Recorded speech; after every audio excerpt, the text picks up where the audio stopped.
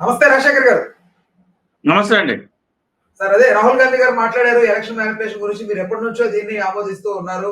So overall గా దీని వెనక ఆయన మాట్లాడడానికి ఎంతో రీజన్ లేకపోతే కానీ మాట్లాడరు. ఆయన నేషనల్ స్థాయి వ్యక్తి. సో దీన్ని మీరు ఎలా చూస్తున్నారు? అంటే రాహుల్ గాంధీ గారు ఎప్పటి నుంచో ఈవీఎంల మీద అనుమానాలు వ్యక్తం చేస్తున్నారు. కాకపోతే ఈసారి పక్కా ఆధారాలతో ఆయన వచ్చారు. ఆయన చెప్పేది ఏంటంటే హర్యానా, మహారాష్ట్ర ఎన్నికల సందర్భంగా గత ఎన్నికలలో అంటే ఒక ఎన్నికకి మధ్యలో 5 సంవత్సరాల గ్యాప్ ఉంటే 2-3% మాత్రమే ఓటర్ల సంఖ్య పెరిగేది. ఈసారి అమాంతంగా 12-15% పెరిగింది. ఓకే. అలాగే మహారాష్ట్రలో లోక్సభ ఎన్నికలు మే 2024లో జరిగితే నవంబర్లో మీకు మహారాష్ట్ర అసెంబ్లీ ఎన్నికలు జరిగితే ఈ మధ్యలో 40 లక్షల ఓట్లు యాడ్ అయిపోయినాయి 5 నెలల్లో. అంటే అంత జనాభా ఎలా పెరుగుతారండి? అసాధ్యం కదా. అంత జనాభా. ఇప్పుడు దాన్ని బట్టి ఆయన మొత్తం రిపోర్ట్ సబ్మిట్ చేస్తే ఎన్నికల కమిషన్ కి మీ గత ఓటర్ లిస్టు ఈ ఓటర్ లిస్టు మాకు ఇవ్వండి, పోల్చి చూసుకుంటామంటే మేము ఇవ్వమని చెప్పింది ఎన్నికల కమిషన్. అప్పుడు ఆయన కోర్టుకు వెళ్ళారు. సుప్రీం కోర్టుకు వెళ్తే సుప్రీంకోర్టు 2009 నుంచి మొన్న ఎన్నికల వరకు ఓటర్ లిస్ట్ మొత్తం అందజేయమని చెప్పింది కాంగ్రెస్ పార్టీకి, మహారాష్ట్ర, హర్యానా.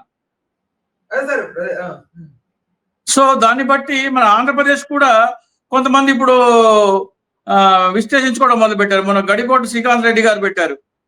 ఆయనకి డిసెంబర్ 2023లో 30,000 ఓట్లు యాడ్ అయినాయి ఆ నియోజకవర్గంలో. ఆయన గెలుపు మార్జిన్ కూడా 30,000, 35,000. సో అంత అనూహ్యంగా ఎలా పెరుగుతాయి, అకస్మాత్తుగా ఎలా పెరుగుతాయి అంటే మీకు 2014-2019 మధ్యలో మీకు కేవలం 40,000 ఓట్లు పెరిగితే 2019-24 మధ్యలో 42 లక్షల ఓట్లు పెరిగినాయి ఆంధ్రప్రదేశ్ లో. అరకోటి, దాదాపు అరకోటి. అంత జనాభా పెరిగేసింది ఆంధ్రప్రదేశ్ లో అంటే అది నమ్మశక్యంగా లేదు. సో దాన్ని బట్టి చూస్తే ప్రతిదీ గోల్మాల్ జరిగింది.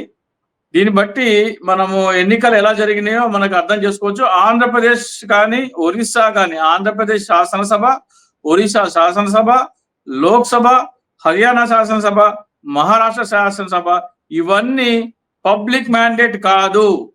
ఇది దొంగిలించబడిన మ్యాండేట్. ఇది ప్రజా తీర్పు కాదు. బ్యాలెట్ తీసుకురావడానికి ఆ పోరాటంలో మేము అంటే మా మహారాష్ట్ర నుంచి గోపాల్ దాస్ అగర్వాల్ అని ఉన్నారు, గోండియా నుంచి అభ్యర్థి. అలాగే హర్యానా నుంచి కరణ్ దలాల్ ఉన్నారు, అండ్ నీరజ్ శర్మ ఉన్నారు. వాళ్ళ చేత ఎన్నికల కమిషన్, స్వయాన ఎన్నికల కమిషన్ పాల్పడిన దాష్టికాలన్నీ వాళ్ళ ముందర పెడితే అవన్నీ తీసుకెళ్లి వాళ్ళు సుప్రీంకోర్టులో పిటిషన్ వేయగా 11 అభ్యంతరాలు జరిగితే 7ంటిని సుప్రీంకోర్టు మొట్టికాయలేసి మరి ఇది ఎలా చేస్తారో అని చెప్పింది. 1 by 1 చెప్తాను. దీని మొత్తం పూర్వపరాలు చెప్తే అసలు ఎన్నికలు ఎలా జరిగినాయి, ఎలా మోసం చేసింది ఎన్నికల కమిషన్. ఇక్కడ మోసం చేసింది ఎన్నికల కమిషన్, మళ్ళీ అధికార పార్టీ కూటమితో కుమ్మక్కై చేశారు జాతీయ స్థాయిలో, రాష్ట్ర స్థాయి కూడా కాదు. అంటే 2024 ఏప్రిల్ 26వ తారీఖు నాడు జస్టిస్ సంజీవ్ ఖన్నా మరియు జస్టిస్ దీపాంకర్ దత్తా అనే వారి ముందరికి ఈ ఎన్నికల ఓట్లు ఈవీఎం అంకెల ద్వారా కాకుండా వీవీప్యాట్లు స్లిప్పులు లెక్కించి ఫలితాలు చెప్పాలని ఏడిఆర్ అనే సంస్థ, అసోసియేట్ ఫర్ డెమోక్రటిక్ రిఫార్మ్స్ అని ఐఏఎస్ ఆఫీసర్లు, ఇంటలెక్చువల్స్ కలిపి స్థాపించిన ఒక సంస్థ పిటిషన్ వేయగా అప్పుడు జస్టిస్ దీపాంకర్ దత్తా, అప్పుడు ఆయన చీఫ్ జస్టిస్ కాదు, జస్టిస్ దీపాంకర్ దత్తా, జస్టిస్ సంజీవ్ ఖన్నా వీళ్ళిద్దరు కలిసిన ధర్మాసనం ఏం తీర్పిచ్చిందంటే అనుమానాలు ఉన్న అభ్యర్థి, ఒకవేళ అంటే అందరు అభ్యర్థులు కాదు, 2వ స్థానంలో 3వ స్థానంలో ఉన్న అభ్యర్థులు కనుక వాళ్ళకి ఏమైనా అనుమానాలు ఉంటే తమ నియోజకవర్గంలో ఉన్న 5% పోలింగ్ స్టేషన్లని ఈవీఎంల వెరిఫికేషన్ చేసుకోవచ్చు అని తీర్పిచ్చింది. అంటే సార్ ఒక ఎలక్ట్రానిక్ మిషన్ ని ఖచ్చితంగా మ్యానిపులేట్ చేయగలుగుతాం అనేది ఆ ఆప్షన్ ఉందని నమ్ముతున్నారా? ఇప్పుడు వీళ్ళందరూ గొడవ చేస్తే ఇప్పుడు సుప్రీంకోర్టుకి వెళ్ళి ఆ వీవీప్యాట్ లెక్క పెట్టి తీర్పు చెప్పమంటే ఎన్నికల కమిషనర్ ఏమని చెప్పాడంటే వీవీప్యాట్లు లెక్క పెట్టడానికి 5 రోజులు అవుతుందని చెప్పాడు. ఇప్పుడు మన ఒక నియోజకవర్గంలో ఎన్ని ఓట్లు ఉంటాయి? 1,80,000 నుంచి 2.5 లక్షల దాకా ఉంటాయి. ఆంధ్రప్రదేశ్ లో లోయెస్ట్ 1,80,000, హైయెస్ట్ 2.5 లక్షలు. 80% పోల్ అయిందంటే కూడా పోల్ అయిన ఓట్లు 2 లక్షలు. ఇది గుర్తుపెట్టుకోండి. మాక్సిమం పోల్ అయ్యే ఓట్లు 2 లక్షలు. మీరు ఒక బ్యాంక్ వెళ్తారు, బ్యాంక్ ఎంప్లాయీ ఇప్పుడు అంటే మెషిన్లు వచ్చేసినాయి, కానీ పాత రోజుల్లో కరెన్సీ లెక్క పెట్టేవాళ్ళు. లెక్క పెట్టడానికి వాళ్ళకి 45 సెకండ్ల నుంచి నిమిషం పడుతుంది. ఒక 100 నోట్ల కరెన్సీ బండల్ 100 నోట్ల కట్ట లెక్క పెట్టడానికి 45 సెకండ్ల నుంచి నిమిషం పడుతుంది. అది బ్యాంక్ ఎంప్లాయీ, వాళ్ళకి ప్రాక్టీస్ ఉంటుంది కాబట్టి అంత టైం పడుతుంది అనుకున్నాం. మామూలు మనలాంటి వాళ్ళు లెక్క పెడితే 15 సెకండ్లో 30 సెకండ్లు ఎక్స్ట్రా. లేదు ఆగి కొద్దిగా రెస్ట్ తీసుకుని చేయాలంటే కూడా నిమిషానికి సగటున 32 నిమిషాలకు ఒక బండి లెక్క పెట్టినా కానీ గంటలో మీరు 3,000 లెక్క పెట్టచ్చు. ఒక మనిషి ఎంత నిదానంగా లెక్క పెట్టినా సరే గంటకి 3,000 ఓట్లు లెక్క పెట్టచ్చు. కౌంటింగ్ టేబుల్స్ 20 ఉంటాయి. 20 మంది కలిపి గంటలో ఎన్ని లెక్క పెట్టచ్చు? 60,000 లెక్క పెట్టచ్చు. సో ఆ తర్వాత మళ్ళీ మీరు దీనికి వెళ్తే 4 గంటల్లో అయిపోద్ది కౌంటింగ్. 5 రోజులు ఎందుకు పడుతుంది? ఈ 5 రోజులు పడుతుందని అఫిడవిట్ ఇచ్చిన ఎవరు? రాజీవ్ కుమార్ అనే ముఖ్య ఎన్నికల అధికారి. వాడు ఈ దొంగతనంలో ముఖ్య పాత్రధారి. వాడిని కటకటాల వెనక నిలబెట్టాలి. వాడు ఎంతటి ద్రోహం చేశాడంటే, అసలు ఆయన నియామకం ఎట్లా జరిగిందంటే, ముందర ముఖ్య ఎన్నికల అధికారి నియామకం ఎలా జరుగుతుందంటే, ప్రధానమంత్రి, ప్రతిపక్ష నేత, చీఫ్ జస్టిస్ వీళ్ళు ముగ్గురుతో కూడిన ఒక ప్యానెల్ వాళ్ళ ముందరకు వచ్చిన ఐఏఎస్ అధికారుల జాబితాని పరిశీలించి వాళ్ళ ముగ్గురు ఒక ఏకగ్రీవ నిర్ణయానికి వచ్చి వాళ్ళు ప్రకటిస్తారు, ఈయన రాబోయే ముఖ్య ఎన్నికల అధికారి అని. ఎందుకని? అధికార పక్షానికి అభ్యంతరం ఉండకూడదు, విపక్షానికి అభ్యంతరం ఉండకూడదు, చీఫ్ జస్టిస్ కూడా. అంటే వీళ్ళిద్దరు పోటాపోటీగా ఉన్నారనుకోండి, ఈయన కాదు ఇది కానీ చీఫ్ జస్టిస్ డిసైడ్ చేస్తారు. భారతీయ జనతా పార్టీ ఏం చేసింది? ఈ చీఫ్ జస్టిస్ తీసేసి మరో కేంద్ర మంత్రి, ప్రధానమంత్రి, మరో కేంద్ర మంత్రి, విపక్ష నేత, వీళ్ళు ముగ్గురు కలిసి డిసైడ్ చేస్తారన్నారు. ప్రధానమంత్రి మరో కేంద్ర మంత్రి అంటే ఎవరు? ఇద్దరు అధికార పక్షమే. అప్పుడేంటి? ఇష్టారాజ్యంగా వాళ్ళకి ఇష్టం వచ్చిన వాళ్ళని పెట్టుకోవచ్చు. అలా వచ్చినోడే ఈ రాజీవ్ కుమార్. రాజీవ్ కుమార్ మొన్న వచ్చినోడు కూడా అట్టగే వచ్చాడు. ఆ రాజీవ్ కుమార్ ఏం చేశాడు? ఓట్లు లెక్క పెట్టడానికి 5 రోజులు అవుతుందని సుప్రీం కోర్టులో అఫిడవిట్ ఇచ్చాడు. ఈ ఒక్కటిసారి అంటే బొక్కలు వేయడానికి ఆయన తీసుకెళ్లి 5 రోజులు ఎట్లా అవుతుంది రాని బొక్కలు వేయాలండి సుప్రీంకోర్టులో. సుప్రీంకోర్టుకి అబద్ధం చెప్పినది. మీరు 4 గంటల్లో లెక్కేయచ్చు. అసెంబ్లీ అయితే. పార్లమెంట్ అయితే ఏముంటుంది? పార్లమెంట్ అయితే 20 టేబుల్స్ ఒక నియోజకవర్గం ఉండేది, 7 అదనంగా ఉంటాయి. ఒక్కొక్క అసెంబ్లీకి ఒక్కొక్క కౌన్సిలింగ్ సెంటర్ పెడితే అది 4-5 గంటల్లో అయిపోద్ది. సో సుప్రీం కోర్టుకి తప్పుడు అఫిడవిట్ ఇచ్చినందుకు రాజీవ్ కుమార్ ని బొక్కలు వేయచ్చు. ఆ రాజీవ్ కుమార్ నియామకం ఒక బూత్ అయితే, రాజీవ్ కుమార్ సుప్రీంకోర్టు చెప్పింది ఇది ఇంకో బూత్. అది అయిపోయిన తర్వాత సుప్రీంకోర్టు ఏం చెప్పింది? అనుమానం ఉన్న అభ్యర్థులు కనుక అడిగితే వాళ్ళ పోలింగ్ స్టేషన్ లో 5% పోలింగ్ స్టేషన్, వాళ్ళ నియోజకవర్గంలో 5% పోలింగ్ స్టేషన్ లో ఈవీఎం వెరిఫికేషన్ చేయాలి అని. ఆ ఈవీఎం వెరిఫికేషన్ ఎలా చేయాలో కూడా చెప్పారు జస్టిస్ సంజీవ్ ఖన్నా. ఆ తర్వాత ఆయన చీఫ్ జస్టిస్ అయ్యారు.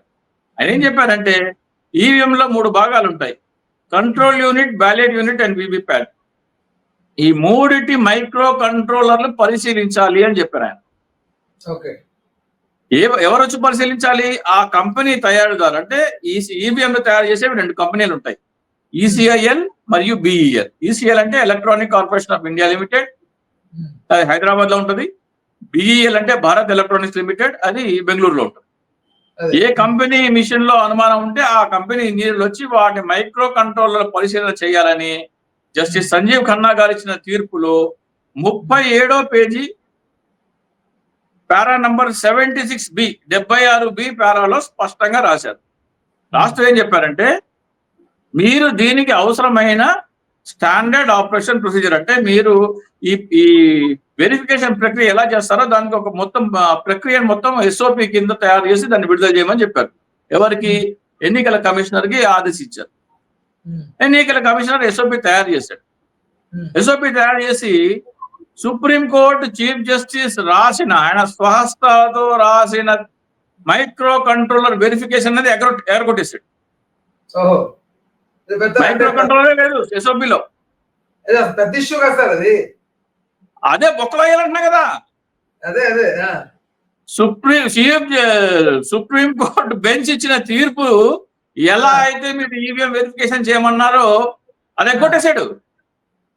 అది ఎగ్గొట్టి నేను మాక్ పోలింగ్ చేస్తా అంటాడు. మాక్ పోలింగ్ అంటే ఏంటంటే, మీకు ఏ మిషన్ మీద అయితే అనుమానం ఉందో ఆ మిషన్ తీసుకొచ్చి అందులో డేటా డిలీట్ చేసేస్తాం ఫస్ట్. ఆ డేటా డిలీట్ చేసి అందులో మాక్ పోలింగ్ చేస్తాం. అంటే 200, 150, 300, 5 ఓట్లు వేస్తాం. మళ్ళీ ఓట్లు వేసి ఆ వీవీప్యాట్లో మాక్ పోలింగ్ లో వచ్చిన వీవీప్యాట్లు, ఆ మాక్ పోలింగ్ లో వచ్చిన ఈవీఎం గణాంకాలు మ్యాచ్ చేసి 2 సరిపోతున్నాయని చూపిస్తామని చెప్తాడు. ఆ మాక్ పోలింగ్ లో ఎన్నికల్లో పోటీ చేసిన అభ్యర్థి పేరు ఉండదు, ఆయన పార్టీ పేరు ఉండదు, ఆయన ఎన్నికల గుర్తుండదు.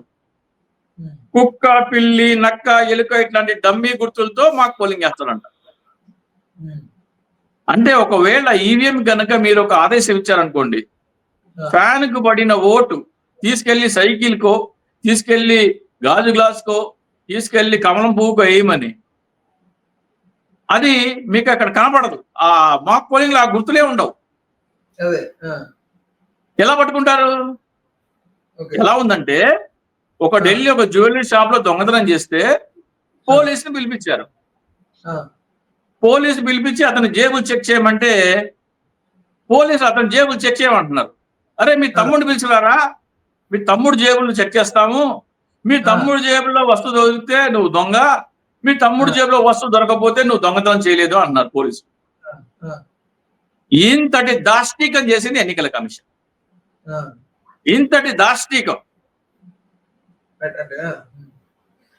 సో ఇవన్నీ, వీటన్నిటిని మళ్ళీ సుప్రీంకోర్టులో ఛాలెంజ్ చేస్తే, అంటే స్టాండర్డ్ ఆపరేషన్ ప్రొసీజర్ మీరు చెప్పింది ఒకటి వీళ్ళు చేసేది ఒకటి అని ఛాలెంజ్ చేస్తే, సుప్రీంకోర్టు మొట్టికాయలు వేసి 7 సవరణలు చేయమంది. 7 సవరణలు, 11 అభ్యంతరాలు లేవనెత్తితే 7ంటిని సుప్రీంకోర్టు ఒప్పుకుని దీంట్లో సవరణ చేయాల్సిందే అని చెప్పింది. ఆ సవరణతో మళ్ళీ ఇంకో ఎస్ఓపి వస్తుంది. రైట్, 30 కోట్ల ఓట్ల తేడా ఉందని కొంతమంది మాట్లాడుతున్నారు సార్. అంటే లెక్కల్లోకి వస్తున్న ఓటింగ్ సంఖ్య మాత్రం 120 కోట్ల వరకు ఉంది, బట్ ఓటింగ్ వేస్తుంది మాత్రం 150 కోట్లు చూపిస్తున్నారని మాట్లాడుతున్నారు. ఇది ఎట్లా ఇంబ్యాలెన్స్? 30 కోట్ల ఇంబ్యాలెన్సెస్ ఉన్నాయంట, అది ఎట్లా? అది ఇంత అదే ఇప్పుడు దీంట్లో ఏంటంటే, మీరు ఆంధ్రప్రదేశ్ లోనే డిసెంబర్ నుంచి ఫిబ్రవరి మధ్యలో 2 నెలల వ్యవధిలో మీరు 42 లక్షల ఓట్లు యాడ్ చేశారంటే ఒక్క రాష్ట్రంలో, దేశం మొత్తం ఎలా చేస్తుంటారో మీరు అర్థం చేసుకోండి. దీని మార్గం ఎలా సార్? దీనికి పరిష్కారం ఏంటి? దీనికి పరిష్కారం కూడా సూచించావు. ఇప్పుడు కాంగ్రెస్ పార్టీకి, అలాగే కొన్ని రాష్ట్రాల్లో ఎన్నికలు జరుగుతున్నాయి, బీహార్ రాష్ట్రానికి, దానికి పరిష్కారం కూడా సూచించడం జరిగింది. దాన్ని వాళ్ళు ఎలా స్వీకరిస్తారో మనకైతే తెలియదు, కానీ పరిష్కారం అయితే సూచించడం జరిగింది. దానికి పరిష్కారం ఏంటంటే చాలా ఉన్నాయి. అది మనం చెప్పాలంటే ఒక కనీసం 1 గంట 30 గంట పడుతుంది. కానీ ఆ పరిష్కారాలు ఏమిటనేది వాళ్ళు మరి రాష్ట్రీయ జనతాదళ్ మరియు కాంగ్రెస్ పార్టీ కలిసి వాటిని సుప్రీంకోర్టులో ఛాలెంజ్ చేస్తారో లేదో తెలియదు. కానీ వీళ్ళు ఎంత మీరు ఆ స్టాండర్డ్ ఆపరేషన్ ప్రొసీజర్ చదివితే ఎన్నికల కమిషనే దగ్గరుండి ఈవీఎం ట్యాంపరింగ్ చేసినట్టు మనకు అర్థమైపోతుంది. దగ్గరుండి మరి ఎలాన్ మస్క్ లాంటి ఒక పెద్ద వ్యాపారవేత్త కూడా నేను ఈవీఎం ని నా దగ్గర తీసుకొస్తే ఈవీఎం ని నేను ఖచ్చితంగా దాన్ని చేయగలను, మ్యానిపులేట్ చేయగలను అని చెప్పి అన్నాడు. దానికి పురంధేశ్వర్ గారు కూడా గతంలో ఒకసారి రెస్పాండ్ అయ్యారు. ఎవరో రెస్పాండ్ అవ్వలేదు అనుకుంటే ఈవిడ రెస్పాండ్ అయింది. దీన్ని దినాలుగా చూడొచ్చు. ఇక్కడ దౌర్భాగ్యం ఏంటంటే, దానికి ఎలాన్ మస్క్ అవసరం లేదండి. ఎల్కేజీ చదివిన పిల్లోడు చాలు. దొంగతనం చేసిన చెక్ చేయమంటే నేను దొంగతనం చేసిన చెక్ చేయను, ఆ తమ్ముడిని పట్టరండి అని చెక్ చేస్తా అంటున్నారు ఎన్నికల కమిషన్. దానికి ఎలాన్ మస్క్ అక్కర్లా, ఎల్కేజీ పిల్లోడు కూడా చాలు. దొంగతనం చేసినట్టు వెరిఫై చేయకుండా ఆ తమ్ముడిని తీసుకొచ్చి ఆడి తమ్ముడిని చెక్ చేస్తాను, ఆ దొంగతనం చేస్తే చేసినట్టు లేకపోతే లేదన్నట్టు అని చెప్తుంది ఎన్నికల కమిషన్. దాన్ని బట్టి మనం అర్థం చేసుకోవచ్చు. రైట్. అంటే ఇక్కడ దౌర్భాగ్యకరమైన విషయం ఏంటంటే రాహుల్ గాంధీ గారు అంత పోరాడుతున్నారండి. ఈవీఎంల విషయంలో దాదాపు హర్యానా ఎన్నికలప్పటి నుంచి పోరాడుతున్నారు. ఓటర్లలో గోల్మాల్, ఈవీఎంలో గోల్మాల్ గురించి. రాహుల్ గాంధీ గారు ఎవరితో పోరాడుతున్నారు? మోడీతో, ఎన్నికల కమిషన్తో పోరాడుతున్నారు. ఆంధ్రప్రదేశ్ కాంగ్రెస్ అధ్యక్షురాలు ఎవరు? అసలు ఆంధ్రప్రదేశ్ కాంగ్రెస్. హలో, తెలుగు రాజ్యం ఛానల్ చూస్తున్నారా? సామాజిక, రాజకీయ, జీవన చిత్రణే తెలుగు రాజ్యం. అతిశయోక్తులు, అసత్యాలు ఉండవు. రాజకీయ కోణం కాదు, ప్రజా కోణమే కొలబద్ద. తెలుగు రాజ్యం వీక్షణ మీ ఉత్తమ అభిరుచికి నిదర్శనం.